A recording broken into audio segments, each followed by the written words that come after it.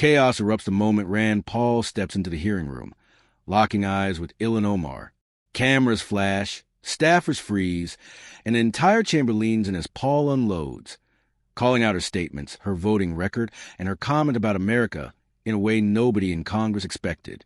As the room explodes with reactions, Omar scrambles to push back, but Paul keeps drilling in, delivering one brutal blow after another while the crowd gasps. This showdown gets so intense that even the chair struggles to maintain order, and that's when everything breaks loose live on camera. CARE was founded after 9/11 because they recognized that some people did something and that all of us were starting to lose access to our civil liberties. I'm in a town where we have a lot of people who are refugees who have come, some from Somalia, some from Bosnia.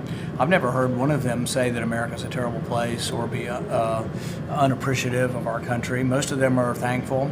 I've met people who've come here from behind the Iron Curtain that got away from communism. They're some of the best Americans we have because they really appreciate how great our country is.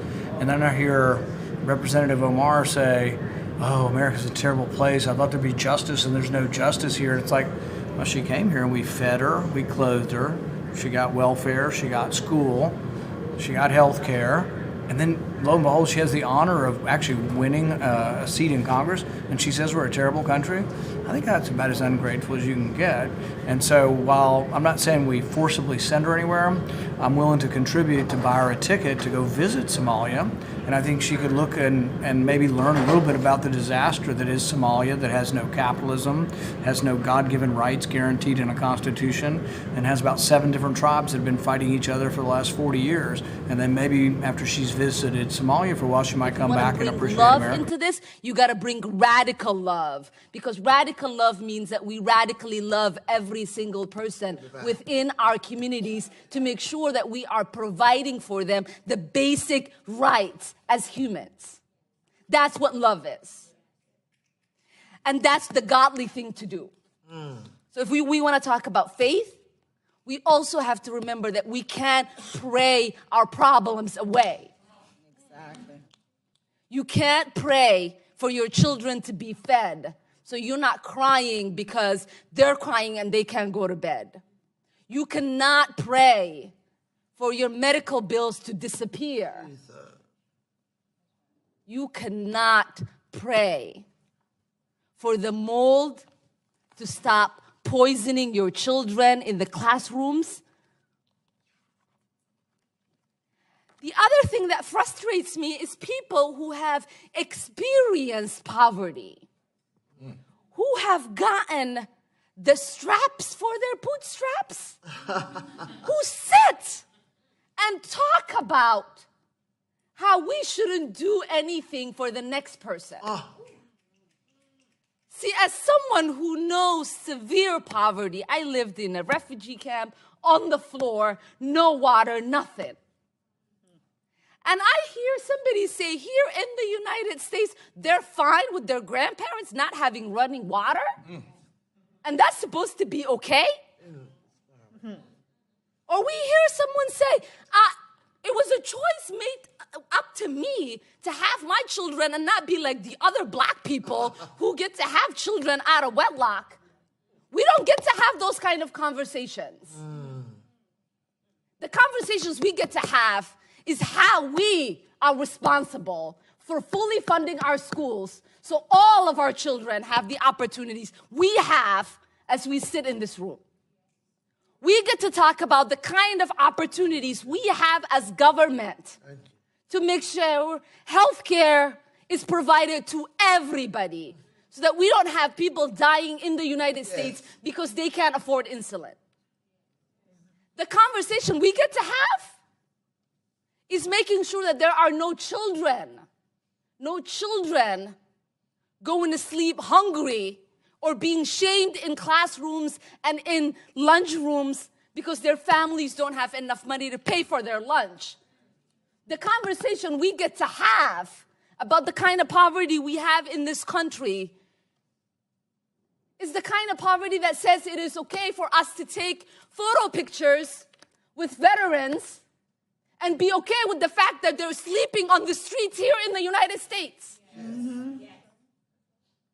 So as an immigrant, as someone who came to this country, hearing about American exceptionalism and prosperity, I am appalled that we get to sit here and have conversations as Americans about being the most charitable country in the world and not being charitable enough to house our homeless, feed our children, care for our veterans.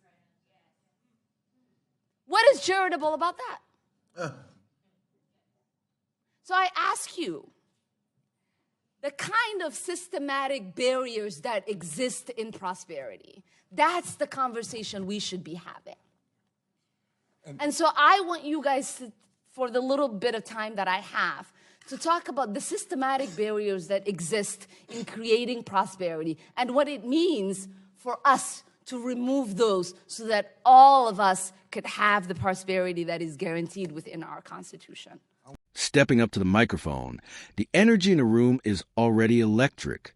Rand Paul stares directly across the panel at Ilhan Omar.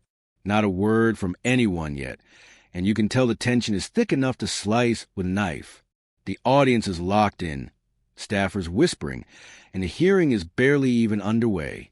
Rand Paul leans forward and begins, his voice calm but razor-sharp. Congresswoman Omar, the American people are tired of watching you trash this country while cashing paychecks from it. Every time you get a microphone, you take shots at America, at our institutions, at the very freedoms that let you sit here today. Omar shifts in her chair, trying to prepare a counter, but Paul keeps going, louder now, more deliberate. You call this country oppressive, yet you live better here than the overwhelming majority of the planet. You attack our allies, defend our adversaries, and act like the Constitution is optional. And now you come into this chamber acting like you're the moral authority? Gasps echo across the room. The chairman tries to restore order, but Paul isn't slowing down. Let's talk about your record.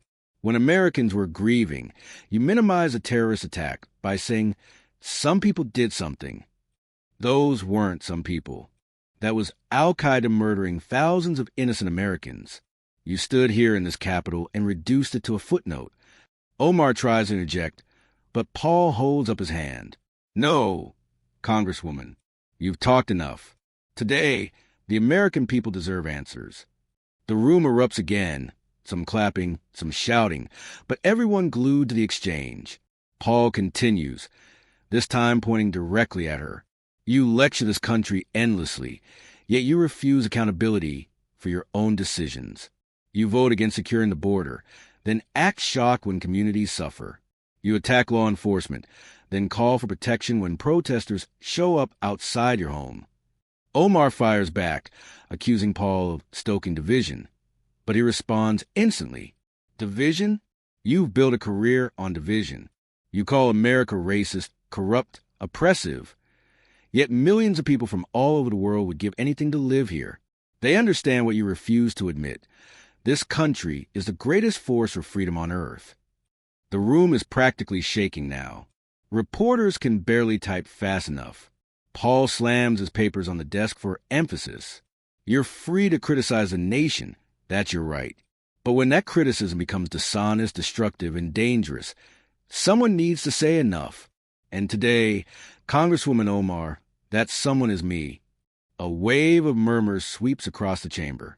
Omar looks stunned, scrambling for a comeback. But the damage is done. Paul ends with one final line. If America is so terrible, why are you here? Because deep down, you know the truth. You've prospered here. You've risen here. You've built your entire career here. And despite everything you say, this country gave you everything. Silence. Then an explosion of reactions. Some cheering, some shouting, some stunned into absolute silence. But everyone knows one thing. Rand Paul just destroyed Ilhan Omar live in front of the entire nation.